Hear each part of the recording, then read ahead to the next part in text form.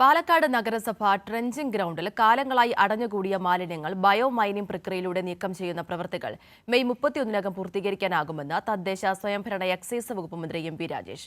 കൂട്ടുപാതയിലെ നഗരസഭ മാലിന്യ പ്ലാന്റിൽ നടക്കുന്ന മാലിന്യ നിർമ്മാർജ്ജന പ്രവൃത്തികൾ നേരിട്ടെത്തിക്കണ്ട് വിലയിരുത്തുകയായിരുന്നു മന്ത്രി. കേരള ഖരമാലിന്യ പരിപാലന പദ്ധതിയുടെ ഭാഗമായി നടപ്പിലാക്കുന്ന ബയോമൈനിംഗ് പ്രവർത്തനമാണ് പാലക്കാട് കൂട്ടുപാതയിലെ നഗരസഭ ട്രെഞ്ചിംഗ് ഗ്രൗണ്ടിൽ പുരോഗമിക്കുന്നത്. വർഷങ്ങളായി കെട്ടിക്കിടക്കുന്ന 1,00,000 ടൺ ലെഗസി വേസ്റ്റ് മാലിന്യങ്ങളാണ് കൂട്ടുപാതയിലെ ട്രെഞ്ചിംഗ് ഗ്രൗണ്ടിൽ ഉണ്ടായിരുന്നത്. ഇത് മെയ് 31-നോടകം നീക്കം ചെയ്യും. മാലിന്യ പ്ലാന്റിൽ നടക്കുന്ന മാലിന്യ നിർമ്മാർജ്ജന പ്രവർത്തികൾ നേരിട്ടെത്തി കണ്ട് വിലയിരുത്തുകയായിരുന്നു മന്ത്രി എം.പി. രാജേഷ്.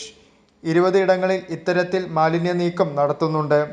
മാലിന്യമുക്ത നവകേരളം ക്യാമ്പയിനിലൂടെ വലിയ മാറ്റമാണ് കേരളത്തിൽ നടക്കുന്നതെന്ന് മന്ത്രി എം.പി. രാജേഷ് പറഞ്ഞു. വലിയ മാറ്റമാണ് ഉണ്ടായിട്ടുള്ളത്. ഇപ്പോൾ 20 ഡം സൈറ്റുകൾ കൂടി ഇതുപോലെ നീക്കം ചെയ്യുന്ന ബയോ റെമഡിയേഷൻ നടത്തുന്ന ജോലി പുരോഗമിച്ചുകൊണ്ടിരിക്കുകയാണ്. അതിലൊന്നാണ് പാലക്കാട്. ഗുരുവായൂരിലെ ശവക്കോട്ട എന്നറിയപ്പെടുന്ന മാലിന്യ സംസ്കരണ കേന്ദ്രം ഇന്ന് പൂങ്കാവനമായതുപോലെ കുപ്പക്കാട് എന്നറിയപ്പെടുന്ന പാലക്കാട്ടെ ട്രെഞ്ചിംഗ് ഗ്രൗണ്ടിനും മാറ്റം വരും. മാലിന്യ നിർമ്മാർജ്ജനത്തിലൂടെ ഏക്കർ കണക്കിന് ഭൂമി വീണ്ടെടുക്കാനാവുമെന്നും മന്ത്രി പറഞ്ഞു. നഗരസഭാ ചെയർപേഴ്സൺ പ്രമീള ശശിധരൻ, നഗരസഭ ആരോഗ്യ സ്റ്റാൻഡിംഗ് കമ്മിറ്റി ചെയർമാൻ സ്മിതേഷ് എന്നിവരും മന്ത്രിക്കൊപ്പം സന്ദർശനത്തിൽ പങ്കെടുത്തു. കൈരളി ന്യൂസ്, പാലക്കാട്.